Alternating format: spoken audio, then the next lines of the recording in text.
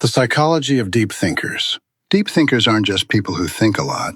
They have a distinct way of processing the world. You can think of it as having a high-powered, intricate internal operating system that's always running in the background. But what does that actually mean? Why do some people experience life in layers while others see only the surface? And what makes deep thinkers feel different, sometimes gifted, sometimes misunderstood? Today, we're breaking down the real psychology of deep thinkers in the simplest, most human way possible. Most people experience life in headlines. Deep thinkers experience it in chapters. Give the average person a situation and they'll describe what happened.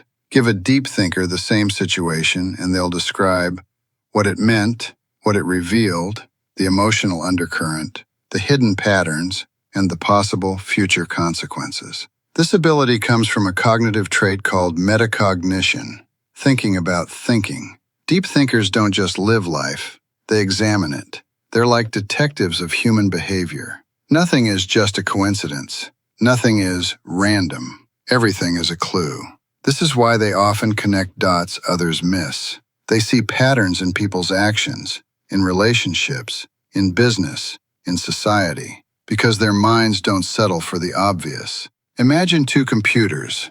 One runs basic tasks. The other runs multiple programs, background scans, data analysis, and pattern recognition, all at the same time. That second computer? That's the mind of a deep thinker. This layered processing explains three things. 1. They pause before answering, because they're running internal simulations. What are the implications? What's the deeper truth? How does this connect to what I already know? 2. They feel mentally drained in shallow environments. Small talk, gossip, rushed thinking all feel like low-bandwidth tasks to a high-performance system. 3. They're slow to form opinions, but once they do, they're solid. Deep thinkers don't jump to conclusions. They gather, analyze, reflect, and then decide. When they speak, it comes from clarity, not impulse. Deep thinkers love solitude or boredom because it's the only time their internal operating system can run freely. In solitude, their mind organizes thoughts, processes emotions, generates ideas, solves problems, makes connections, finds meaning. This is why deep thinkers often feel overstimulated at parties, loud environments, or places with too many surface-level interactions. Their mind needs space like lungs need air. Deep thinking isn't just intellectual, it's emotional.